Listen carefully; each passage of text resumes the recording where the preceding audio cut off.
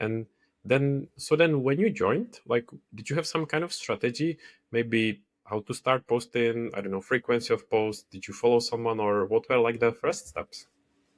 So when I initially joined, because I wasn't even familiar with the platform, I didn't have a set strategy in mind, but I'm the kind of person that I need to have some amount of posts ready before I start to commit to posting on a platform. So what I did at the time was I utilized my creativity and my just passion that I had for marketing, and I started to break down certain marketing campaigns, and I made a series off the back of that. So in creating that series, it was like I wouldn't have to think every single day about like a new topic on or something necessarily, because I was basically doing like marketing that actually works. And then it was like 7 days worth of campaigns that I really liked, and I broke down why I thought they worked and how they had an impact.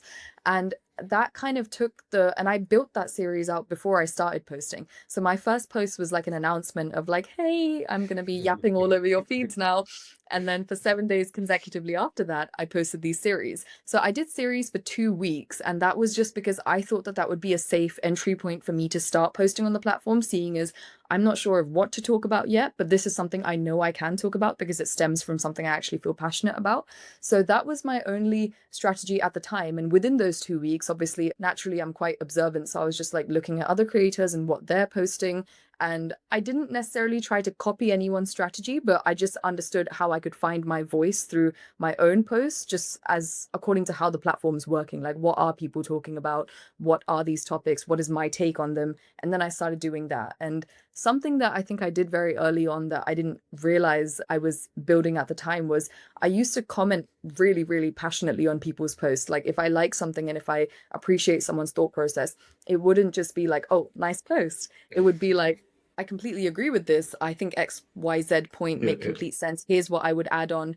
And then like just kind of a really well structured comment. And in doing that, what I didn't know I was doing at the time was I ended up building a community of people who very strongly reciprocated that energy onto my posts as well. So I think when you show up with a certain level of energy and passion, and you don't look at content creation like a draining task, and you actually look at it as something you're excited to do, then you naturally find your own voice, and then you build your strategy off the back of that.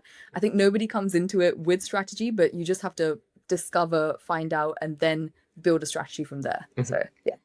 I really like it, and what you said, and the last point about commenting, I think it's some people still overlook it, how important it is and what impact it can actually make. Because, for example, like other creators, whether it's you, me, or someone else, we comment on others' posts as well, and people comment on our posts. And actually, when there is someone who comments, as you said, in a way that, I don't know, it's personal to you, it gives some kind of value, or it doesn't need to give value, but it's still you, it's authentic, and it's different than those other posts. It really makes it stand out and makes you remember it. So I think like commenting, I feel like you can say that all the time, but many people still will be using AI comments, which to me it's really a shame. It's like quantity over quality. But now people hear it, I can confirm it that commenting, I think, is just such a big competitive advantage if you're not lazy and keep it quality over quantity. Completely agreed. And AI comments, I'm really hoping that LinkedIn rolls out some sort of feature where people are just not able to comment something that's clearly just copy pasted from ChatGPT. But commenting really is such a leverage in itself, because I've had comments of mine hit over 60,000, 70,000 impressions, which is a lot Oh more yeah. than like a lot of posts get as well. So it's Mhm. not just the fact that it builds you community, it's the fact that it also gets the right eyes on your profile as well. So it drives visibility back to what you do, and in that you get discovered too. So there's a dual benefit to being a good commenter and engaging on these platforms. I So agree. And I think it's also the space where actually you build those relationships, because if you comment and engage with someone regularly, you get to know them, you kind of have fun with them, and then it feels like that you actually know each other, which is such a big definitely. benefit as well.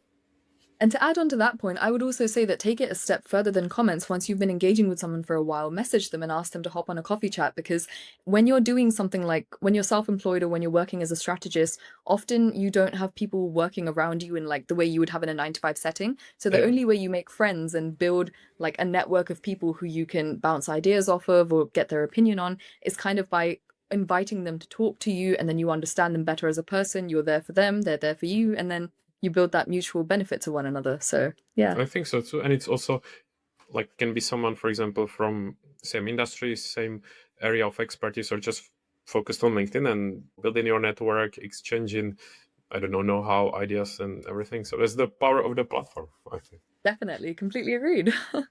And also, when you started, considering your experience before from ghostwriting, marketing, and everything, did you feel like that it gave you like advantage to start, or that it was a bit easier for you?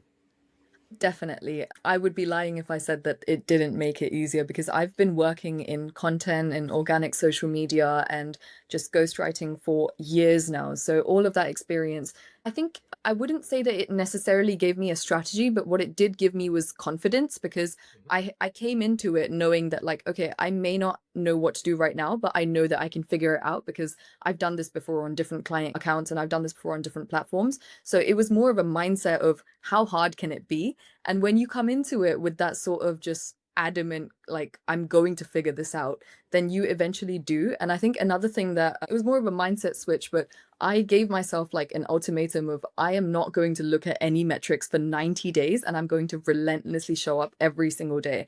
And I Okay. think setting that time frame for yourself, it's like if you show up every single day for 90 days, you cannot not figure things out. Like you eventually just will figure what's working, what's not working, what you like to do, what gets virality, what gets the right eyes, what formats work, because most people don't stick it out for long enough to even see what's working. But in doing that, you really have to have a rigid mindset of like some days, like in the first 2 months of me posting, my post got 6 likes, 5 likes, 8 likes, and that can really defer you from wanting to show up again the next day. But if you just create like more of just like you drive a hard bargain with yourself that I am going to show up no matter what, you end up breaking through because algorithms change and platforms change. But as long as you're just stubborn about wanting to show up and you're confident that it will work, eventually you do figure things out. And those are the things that you can then confidently apply to someone else as well. And that's how you build evergreen strategies that work for your accounts and client accounts. So, yeah.